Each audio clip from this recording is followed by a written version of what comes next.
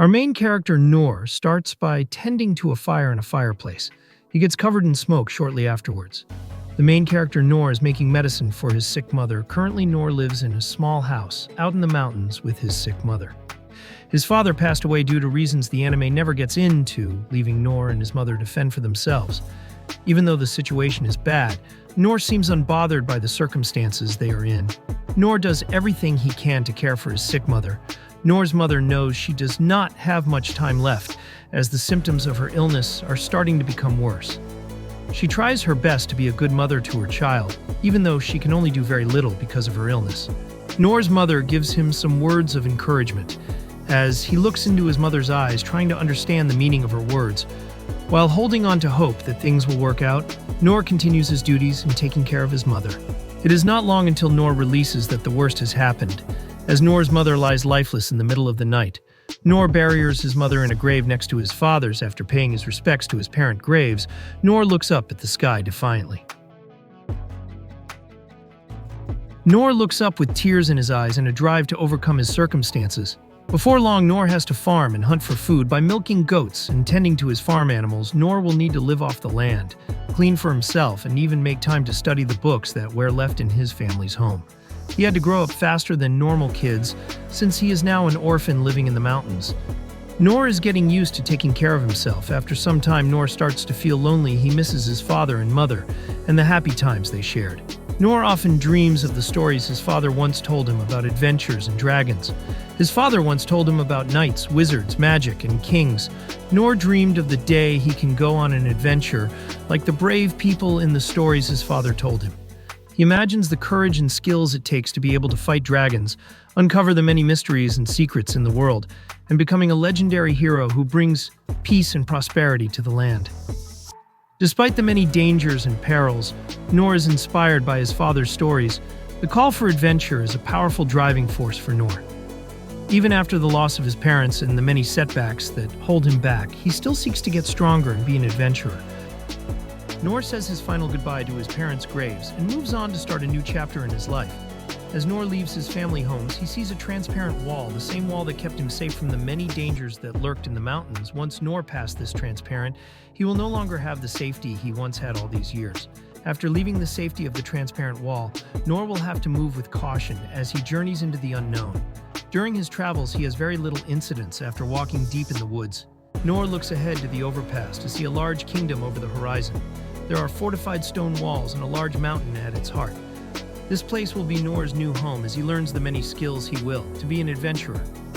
As he walks into the kingdom, he sees many people going about their day shopping. Young Noor is a bit surprised because this is the most people Noor has ever seen, and they are all in one place. He makes his way to the Adventurers Club to see how he can get a job as an adventurer. Noor speaks to the attendant at the front desk of the Adventurer Club, who is very dismissive of young Noor. Frustrated, young Noor tries to ask the attendant how to become an adventurer. The attendant continues to work, ignoring Noor. However, young Noor is determined to get the answers he needs. Seeing that Noor is serious about becoming an adventurer, he starts speaking to Noor. He asks Noor if he has been educated in any of the 5 magic and/or combat schools in the kingdom. He continues to ask Noor if he has any college degrees, years of experience, job references, or even an update LinkedIn account. Noor looks with determination to go to Fantasy World College and learn. He begins the first school, which is Mana Sword training. Young Noor starts right away swinging his training sword. He puts more effort in training, however, other students reach a breakthrough with their Mana Sword. However, young Noor is still trying with little to no progress. Even after taking out a large college loan for Fantasy World College with massive tuition cost, young Noor keeps training, trying to pass his Mana Sword final exam. Noor's Mana Sword teacher watches with disappointment as he thinks about how to tell Noor he should drop the class before he goes on academic probation. Noor's sword teacher then explains to Noor that he does not have enough plot armor or power of friendship that going to help him pass this class, and that he may need to try one of the other 4 Fantasy World colleges. Noor then goes to the next school where he is with the gym bros. Noor is locked in at the gym, lifting weights and working out. However, he is smaller than the other students, but with proper workouts and eating lots of protein, he should be able to gain the needed muscle. Noor would need to do deadlifts, bench press, and he must never skip leg day. The buff teacher also further explains that Noor will need to stop eating carbs and sweet foods. and go try the other fantasy world colleges to see if those would be easier for him. Noor goes to the Archer College with the furry teacher and the Spy College with the edgelord teacher, and they are not the right fit for young Noor. Young Noor is still determined to learn even if he is not an edgelord. So young Noor ends up at the Magic College. While at the Magic College, he meets a knockoff fantasy world wizard who condescendingly rubs his beard as he talks about how he was an NPC in Hogwarts. Since the old man's story was so boring and a waste of Noor's time, he left for the last school of healers, but young Noor had too much Riz to be a support role of healer in his own anime. So young Noor left the colleges with a lot of college credit hours and no degree. Also a lot of college loan debt that his will have to pay back someday with interest. Young Noor walks back home with no degree, no special powers, no money, and no plan on how to pay back his college loans. He contemplated self-teaching with sword fighting and learning magic with YouTube videos and online courses. Maybe he can make money with side hustles and freelance work or getting 2 jobs. As depressing as Noor's situation was, he will not give up. This is his underdog story, similar to Naruto, Black Clover, and My Hero Academia, but without the nine-tailed fox or help from All Might. Young Noor was on his own. With a little ingenuity, he built a training area for himself. He used some of the things he learned from college and practiced every day till he mastered his craft. Then he took some keynotes from David Goggins' workout and shouted, "You don't know me, son," as he works out. The David Goggins cadence helped young Noor keep his drive while he trained. Noor did 2 hours of sword swings, 1 hour of running, 10 repetitions of deadlift 3 times, 10 repetitions of squats 5 times, 10 repetitions of push-ups 5 times. All while eating a light diet of chicken breast, sautéed vegetables, quinoa and/or brown rice 2 times a day, and for the remainder of the day he studied books on magic. Noor did light cardio workouts on his recovery days.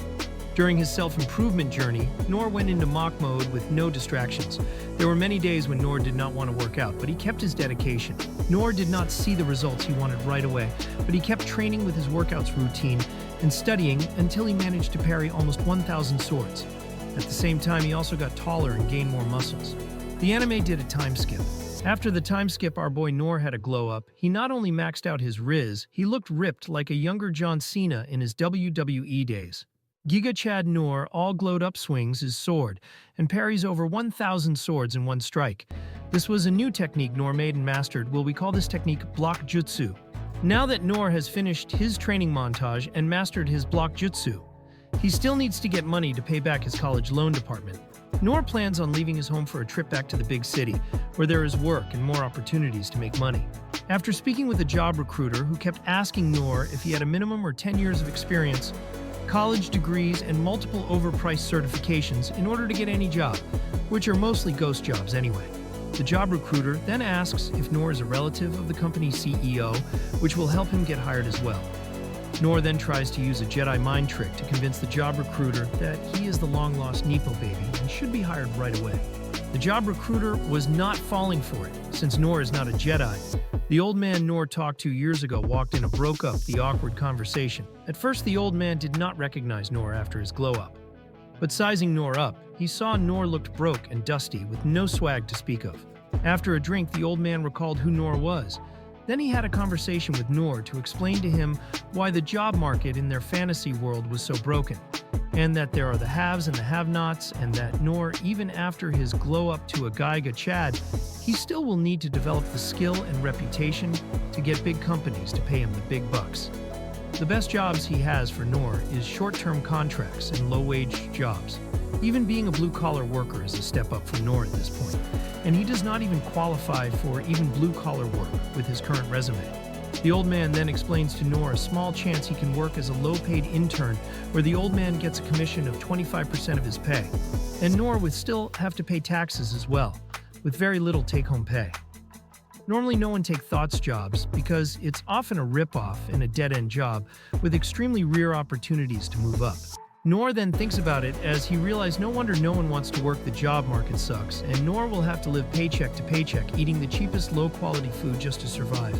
Noor is then given a food stamps card and is so happy he will be able to get some food now. Noor then takes the job offer, happily knowing that he has some employment and does not have to go homeless. Noor then uses the opportunity to network with possible employers and overperforms at his jobs using the abilities he got during his training. Even while living paycheck to paycheck, he still makes time to train and work out in the outdoors, since he cannot afford the gym membership. Noor then lights a fire to cook top ramen noodles. In his free time, he watches a campfire he made as he stares at his food stamps card. Noor thinks to himself he may not have the best life has to offer, but soon all that training will pay off. Then Noor looks up at the moon and remembers he has to get up early in the morning for the sewage gig he has. As Noor shovels the sewage, he time skips to the part of the anime where the plot gets interesting. During a conversation, Noor's spider sense kicks in, and then Noor gets to running, knowing he is running into the unknown, but sure there is danger where he is going. Noor keeps running. After ditching the NCP anime characters, Noor runs into a group getting attacked by a monster. There seems to be a group of armored knights protecting a young woman trapped in a blue magic chain. A dangerous bull-like monster is attacking the group, and the monster looks like it's ready for a fight. The large bull monster drags an axe weapon while walking to the group. The lead knight tells the other knights to get in defensive formation and protect the young women. The bull monster then looks at the lead knight. The lead knight notices the incoming attack and pushes the woman out of the way. Noor then realizes that these guys are cooked unless he intervenes. He does feel bad for them. However, Noor does not have a sword, so he looks to borrow a weapon from one of the dead bodies. Noor looks again to see the knights are dropping like fleas as the bull monster is catching bodies. As more background characters do their jobs of being meat shields, the whole thing is a gruesome scene. One knight runs to be the hero only to become a red ink stain seconds after. As the bull monster bodies the last few background characters, the bull monster looks at the young woman fearing the worst. However, that same young woman is a main character, so Noor charges in at the last second to save her. Noor then picked up a rock and threw it at the bull monster's left eye. The bull monster paused for a moment to process what just happened, and then the bull monster notices Noor.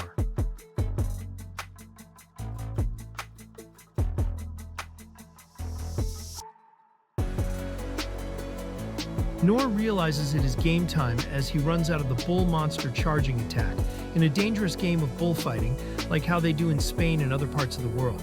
However, this bull is not planning on losing this bullfighting match. The bull chases Noor, who is the designated matador in this bullfight. The bull almost gets Noor, but Noor counters with his Block-Jutsu, throwing the bull into a nearby building. Without missing a beat, the bull swung its axe at Noor as Noor continued to spam Block-Jutsu. The fight is a real life or death battle, which is far different than Noor's training in the mountains. The bull is relentless with its attacks against Noor. However, Noor's Block-Jutsu proves to be a solid defense. As the fight persists, Noor notices the sword he is using is about to break.